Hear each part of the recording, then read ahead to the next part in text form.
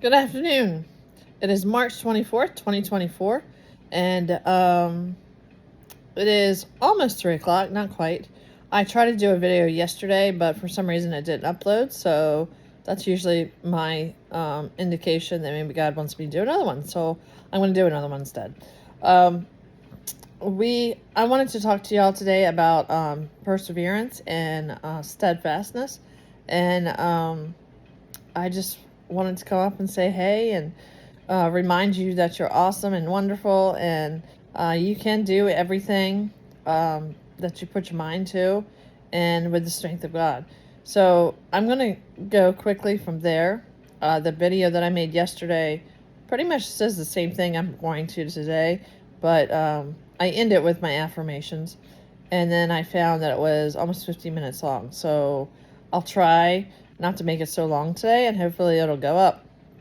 One thing real quick, I'm doing something, so if you see me over there and I'm eating these things, I'm addicted to these jelly beans. And you know what? It's awesome. It's awesome that I'm addicted to jelly beans, because before I was sick, I was addicted to jelly beans, and I wanted to eat jelly beans all the time, and everybody got me packs and packs and packs and packs of jelly beans. Well, when I got sick, this last September, in 2020, in September of 2020, I started not liking jelly beans. For some reason, my taste buds they went out, and I didn't want any more jelly beans. So from September 2020 up until just recently, I didn't want any jelly beans whatsoever. So I had packs and packs and packs of jelly beans in the back room, because all these people were getting me jelly beans, and I didn't like them. They were just full of sugar, and I just didn't like them. So praise God that I finally like jelly beans. So if you see me over there munching, it's because I really like to eat jelly beans.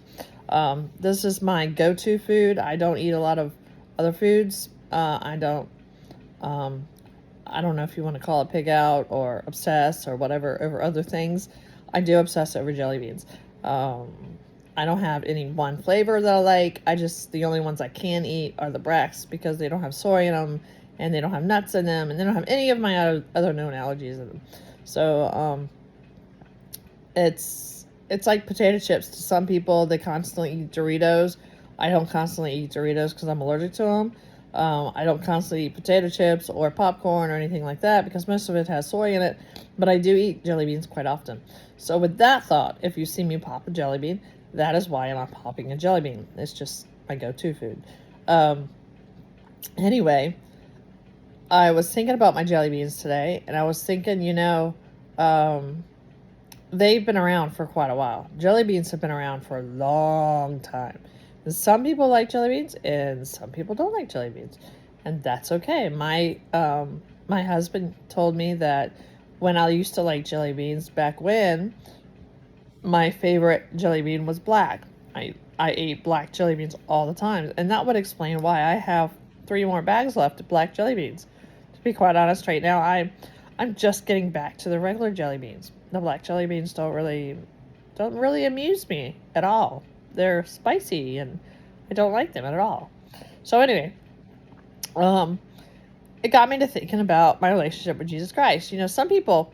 Some people grasp on to the relationship with Jesus Christ. Some people think God is like awesome and great and wonderful, and like my jelly beans, it's a constant thing, and they're obsessed with God, and it's great. I think that's awesome. I know a couple of people like that, and even through their thick and their thin, they never waver. It's a strong relationship with Jesus Christ, and I don't have that.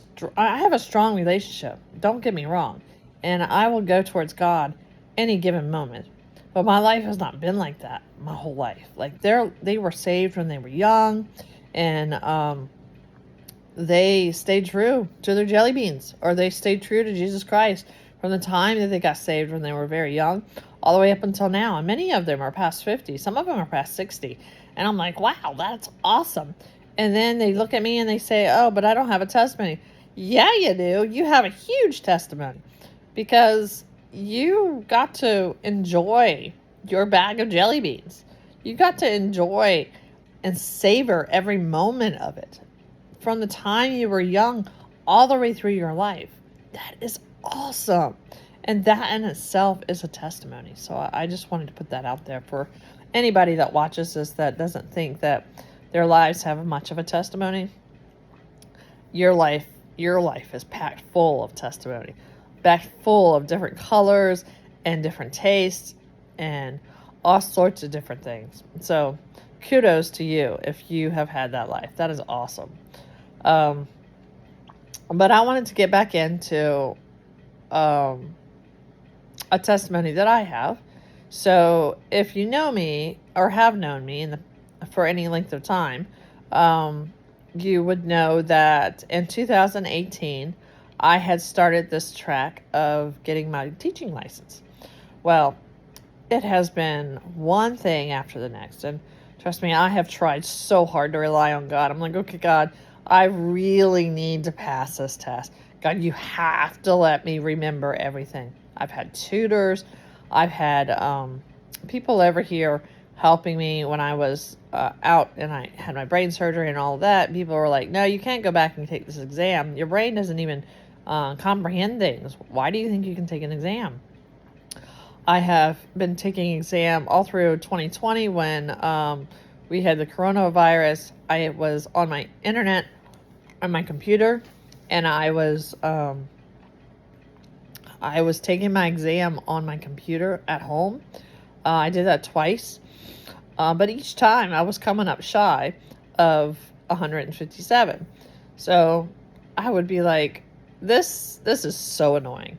I'd get 156, I'd get 155, I had 154, but I got 156 quite often. And all I needed was 157. That's like 4 points, according to their scales. But anyway, it took me 14 tries, and I recently took it about a month ago. Sorry, I had to eat it. It was sitting there and looking at me. But anyway, I went ahead and took it again on my 14th try. And I went in with the idea that, okay, I got to take this exam in order to get my license. That's true. But if I don't get my license, is it the end of the world? No, it's not the end of the world. I thought it was. I thought, I wouldn't be able to get my license. I'm not going to have my health insurance and all of that. What kind of money are we going to have? Like, it made it sad as to why I couldn't get my license. I mean, why I wouldn't be able to have a job. But I had to look at it the fact that God is God. My jelly beans are jelly beans. There's all sorts of different flavors in my jelly bean pack. God is full of all sorts of different flavors, if you want to say it that way. He has so many things planned. Does it have to be teaching? No. That's a good jelly bean. Does it have to be what I always thought it should be? Do I have to make a lot of money? As a teacher, I don't necessarily make a lot of money, but no, I don't have to make a lot of money. No, I don't have to be a teacher. So once I came to that realization, it was easier for me to say, okay, God, I'm going to take this exam. And if I pass it, I pass it. That's great and that's wonderful. That's awesome.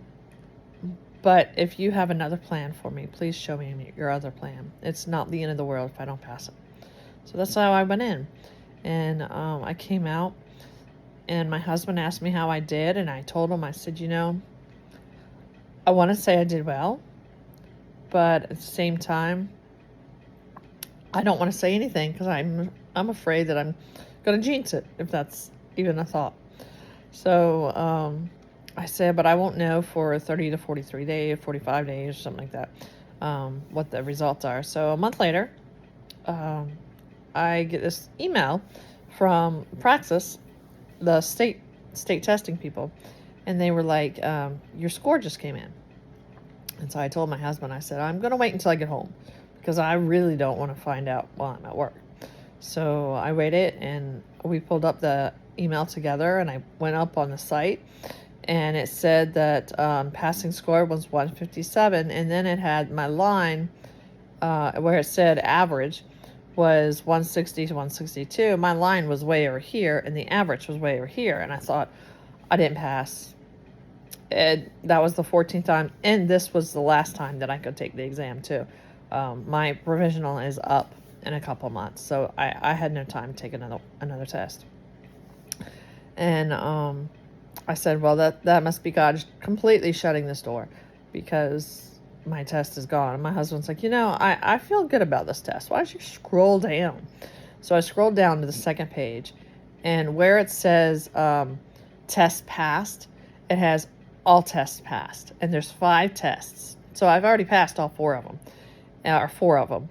And it was just that 5th test I just could not do because it was math. And math is a horrible subject for me. I don't like math at all.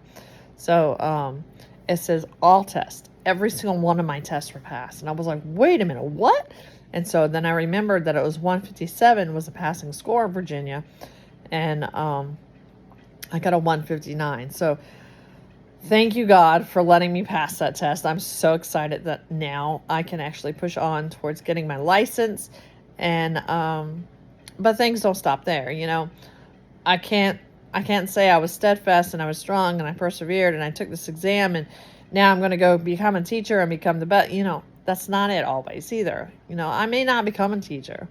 I almost feel like I know God's calling me out of the school that I'm in right now. I don't believe I'm supposed to go back at all, which, if you work with me, I am sad to say that, I won't be there next year. But it's not a bad thing. God probably has another plan. Oh, I know he has. I know he has another plan for me. He continues to say in the Bible that he has plans for us. Plans to prosper us, not to harm us. Plans that will, he can see us through. And they may not be the plans that we have.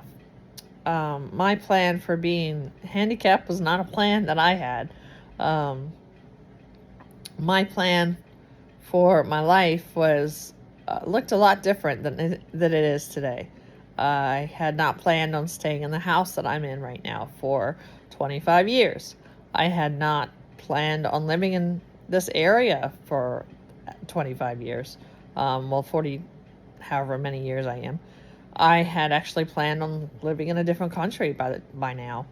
My whole life plan is completely different than what I had planned. But God has planned for my life to be like this. God has planned for me to be here and to be teaching. I didn't want to teach my whole life. I didn't want to teach at all when I first originally wrote the plans for my life. That wasn't a goal. That wasn't a goal at all. But God decided that it was. And it's been a fun goal. I've enjoyed it. So now what does God have planned for me? I have no idea. If it's teaching, it's teaching. That's great. That's awesome. It's something I know how to do. And I know I can do it well. But if it's not, then I grasp onto whatever it is that he wants me to do. So I know I've said it before, but I feel like everything that we do, we need to persevere. Everything that we do, we need to stay steadfast and strong. So one of the verses that you hear all the time is Philippians 4:13. I can do all things through Christ who strengthens me. And this week I've been really pondering that verse. It's an easy verse to say to anybody that's struggling with anything. You can do it because he says you can. But it's not just a saying, it's a promise. So when this exam started up, the promise that he gave me was I can do everything through him to I can do everything through him because he strengthens me. And he's not saying you can do everything in your own strength and then ask God for help. That's not what he's saying. It's him saying to lean completely on him, to give your whole to him, to give every part of what you're doing to him, trusting him to give you the strength to get through it. And I feel like when we say something as easy as Philippians 4:13, I can do all things through Christ who strengthens me. You can do all things through Christ who strengthens you. It's just like looking at a person saying, I love you, and you don't really know them. I mean, you're just giving them I want you to feel better type of thing. Put some butter on it, some butter on the bread, and it'll make it feel better, right? But one of the new things that I've liked, and I remember eating it, but I don't remember how old I was when I ate it, was cinnamon bread. And I know I've been a long time, because you don't find much cinnamon bread that's gluten-free. But I have this gluten-free bread, and if I put butter on it, it tastes like bread with butter. I mean, it makes the bread soft, I guess, and liquidy, but that's all it does. It's still bland. I need taste. And our Christian walks are the same way, you know. I know my jelly beans wouldn't fit on top of my bread. I don't know, maybe if I heat them down or something. But anyway, cinnamon tastes really good with my buttered bread, and I've really enjoyed it. So this verse is more like putting butter on bread. It makes the bread taste a little bit better, but that's the way we say it to people. You know, hey, you know, you can do all things through Christ who strengthens you. You hear it all the time. I hear it all the time. And that's not what it's like. It's like putting the cinnamon on the butter on the bread. So it's taking the bread and relying on the fact that cinnamon is going to taste so much better with the butter on the bread. Yes, you're trying. Keep on trying. It says, oh my word, I think I found 109 verses that was talking about perseverance or steadfastness from First Chronicles all the way through Revelations. And most of them were just keep on going. You know, believe that God is going to help you. Keep on going. Go on with your faith, even if you're going through trials. You know, blessed is the man who can be steadfast, and that's great and wonderful. And just remember that God part is in there. Remember, God isn't just the butter. He isn't just making your bread liquidy. I don't know why people put butter on the bread. I'm still trying to figure that out. But anyway, he would be the butter to make your bread feel good, I guess. But you need to put something else on it to spice it up, like cinnamon, like your strength or your ability to do something. So I'm trying to understand how to explain what I learned this week, but that verse keeps coming back to me and coming back to me and coming back to me, and I keep thinking about it, and I keep thinking, you know, I can do all things through Christ once I give it to Christ. It's not just buttered bread. It's giving Christ everything. So almost like giving up, if I was the bread and I needed the cinnamon to make it taste so much better, then that's what I need to do. I need to add the cinnamon. I need to add God. I need to say, okay, God, you're going to be the one that makes this so much better. And I need to stay strong and remembering that I'm holding on to him. And he's going to make my path straight. He's going to be the one that provides me to pass an exam that I took 14 times. I didn't take it 14 times because I didn't believe that I could pass this. No, I was trying to hold strong to this verse that I kept hearing. You know, God was going to do it. This was a promise. This is a promise in the Bible that God's strength will pull you through. For those of my friends that are in different countries that have, if you preach the Bible or whatever, and you're going through all sorts of trials and tribulations because they don't believe in God, at least not this God. They might believe in a God. They might suggest that you worship a God, but you want to believe in this God. And that's so awesome. Kudos to you too. You still believe. That's awesome. You still believe in the power of God. You still believe that if you preach the God and lean on the God, just keep on leaning. Fully put your trust in Him. Fully lean into Him. You're not going to understand.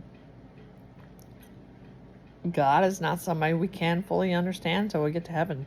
And I'm not even sure if we're going to understand Him when we get to heaven, but we're just going to love Him and praise Him and be excited about being up there. I'm excited about going up there. Perseverance doesn't just stop because you know a verse like Philippians 4:13. Perseverance and steadfastness doesn't quit. You've got to keep moving. You've got to keep doing it. So in May of 1999, we walked into a doctor's office, my mom and I. And we walked into a doctor's office at the Chiari Institute in Long Island College Hospital. And kudos if you know who that is or what that is. But it was the last leg of figuring out what was going on with me. Pretty much all my organs were beginning to shut down. I could barely walk. I was having seizures nonstop, all the time, constantly. I'd had 14, 15 seizures in a day. I couldn't drive anymore. I wasn't able to work. I was very sick. I was throwing up constantly. I just remember not being able to pee because my kidneys were having trouble. My lungs were horribly in pain, constantly all the time. Trying to keep food down was really difficult. It was just one thing after the next. I was just having so many struggles. There's many days that I woke up and I was like, okay, God, I know you said you were going to heal me, but if you want to take me today, I'm okay. I'm okay to go. I've made it. I made it this far. And I know what His plans were. I knew what His plans were. I knew His plans were, to work on somebody through me. So, and I had gathered it was someone close, like a doctor or something like that. I hadn't quite met the doctor that I knew I was supposed to witness to. But at this time, it was March 1998, and my mom and I went up to New York, or Long Island College Hospital in New York City. And we walked into the room, or to his office, and I remember sitting down at the chair, and he took one look at me and he said, well, I can tell you're not doing good. And I said, no, I'm horribly sick. I'm always sick. I just have horrible headaches. I can't seem to keep my head up. I'm just having one thing after the next. And he said, oh, well, we've looked at all your scans and we know what you have. You have Chiari malformation 1, and it appears to have formed with another disorder that I had when I was born, but I didn't get it when I was born. So I'm a little oddball from some of the other people. Most people are born with it. I wasn't born with it. But once it started, it just kept spiraling my body down. Everything started happening. And as hard it was for me to stay strong and not show to people how I really felt, that was really, really difficult. But I believed that God had gotten me there for a reason, and that God was really moving in my life for a reason. Even though I appeared to be sick, or I appeared to be dying, or however you want to say it, I knew that God had a plan for all of this, and his promise to me was that he would heal me. So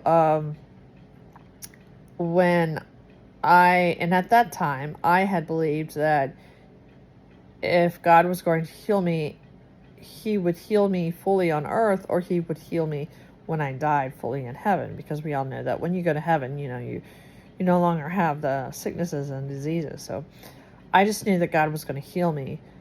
Either which one, I didn't really know at the time. But I remember walking into his office. Well, I didn't really walk, but anyway, I remember going into his office, and I remember getting into the chair, and I remember him telling me that, and he said, well, I'm going to show you what your scans say. Your scans say that you have a C-rinx, and it's eating away at your C6 vertebrae. And it was also eating at my T1. And he said, in a little while, you won't be able to feel your legs at all, and your arms they're going to stop working as well. And I was like, okay. And he tried to explain that your C6 vertebrae, I guess, deals with two different things. It deals with the ability to move your arms up and down and sideways and backwards and forward.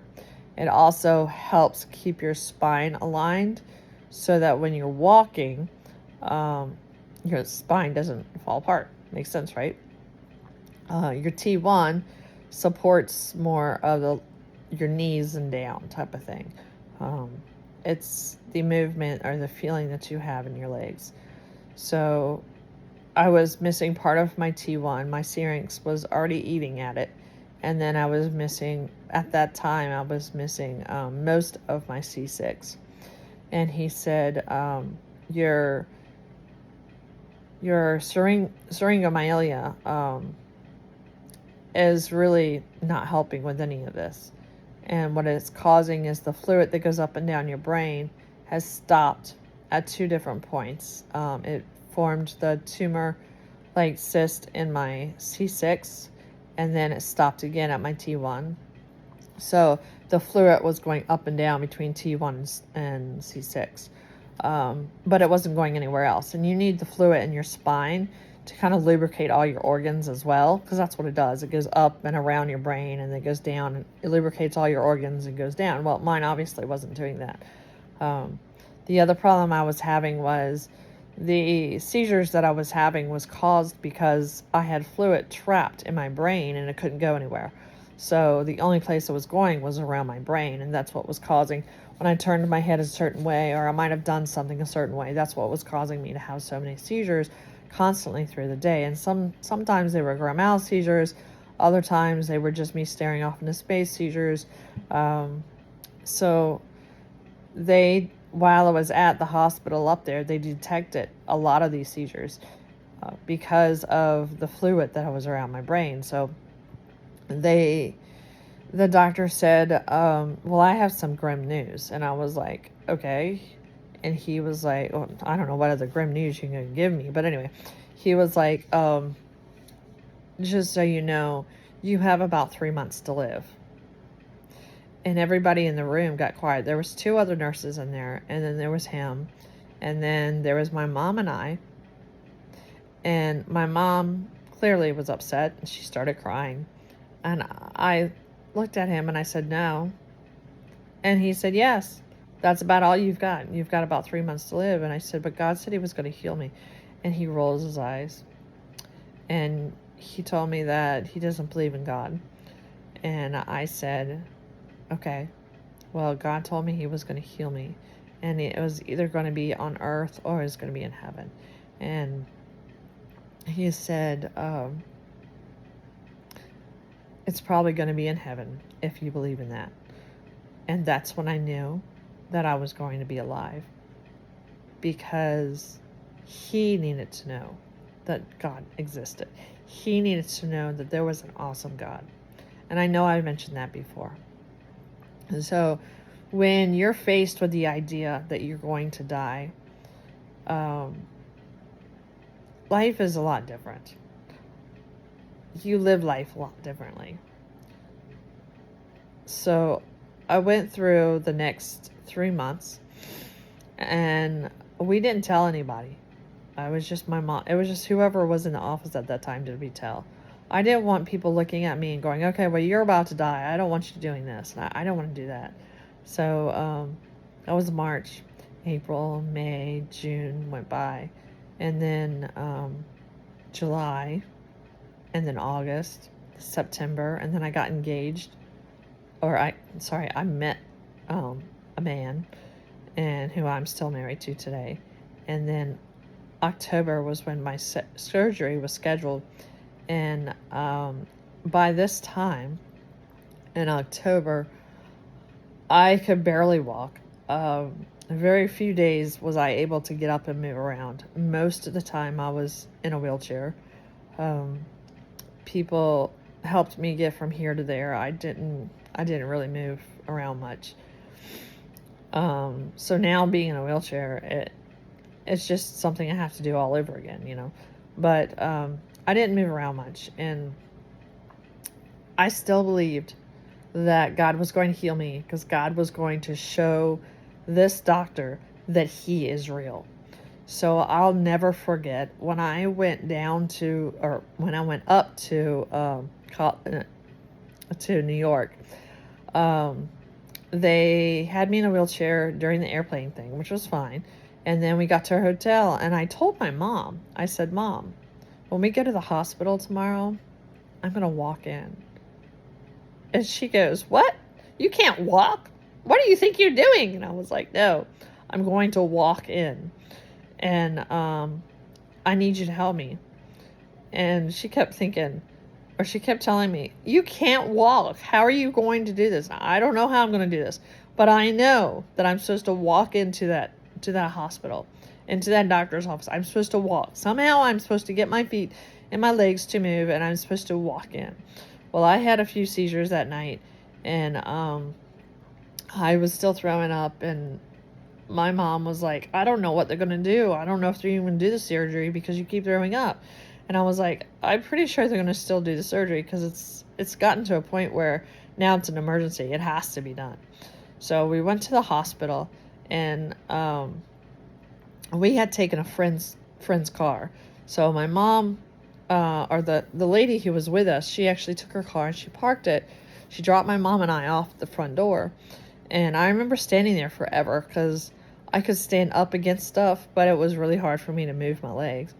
And my mom took me by the arm, and a large nurse, a male nurse, came out, and he held my other arm, and then I kind of shuffled my legs to get through the door, and I walked into the doctor's office. To the doctor's office. And I remember the doctor, the first thing the one doctor said was, she's still alive, and the other doctor said, I know. And I thought that was really funny. But I believed that God was going to heal me. For the longest time, like I said, I believed that God could heal me in heaven. But I knew that the reason why I was having all these issues was to show this doctor that God existed. And so I had to persevere. I couldn't just stop. If I had just stopped, then I would have been moldy bread. I would have been the bread that would have just been thrown in the trash can. I had to keep going. As much as it hurt, as many issues as I had, as many seizures I was having, as many problems I was having with my lungs and my liver and everything else, I had to walk into that hospital. And I knew that it was not my strength at all. There's no way I would have been able to walk into that hospital at all. So I walked into there, and I know I had my surgery, and I had all the problems afterwards. My when they went in for surgery, it was like I don't remember the percentages. I'm gonna guess, I have it written down somewhere, but it was like 18% chance by that time that I would even survive the surgery. And it was like a 3% chance that I would ever walk again. Well, that was 1998. for 22 years, 23 years, after about 3 months after surgery for the next 23 years. Not only did I live fully, I lived a good life. And I've been walking. I've learned how to run. I've learned how to ride a bicycle, go up and down stairs. I was a Girl Scout leader for many years. I was a canoe leader for many years. I did lots of things, all the things that I could not have done. And one of the things that they did today was they were showing pictures of people who have overcome things by the power of God. You know, God is our biggest overcomer. So my biggest thing is I was told I was going to die in 3 months. And 26 years later, I'm still alive, and I'm still moving, and I'm still going. Am I fully free of Chiari? No, but I've been healed. God's seen my future. God knows what's going to happen. Yes, I'm walking around with a tin can. Yes, I use a cane once in a while. Sometimes you might see me in a wheelchair. But you know what? I'm healed. And praise God. I can fully say that I will lean on His strength. I can do all things through Christ who strengthens me, because I can lean on Christ. I know that without a doubt He has made promises to me. He will help me through things, because it says that He will. He knows the plans He has for me. He knows the plans He has for you. You can do all things through Christ who strengthens you. You have to lean on Him. You have to give Him your all in all. You have to stay steadfast. You have to keep on going. Don't stop. You have to keep on going. I know it hurts. I know there's pain involved. I know there's trials and tribulations. I know there's people telling you can't do it. But you have to stay strong. You have to keep on going. You have to hold on to the belief that you can do all things through Christ who strengthens you.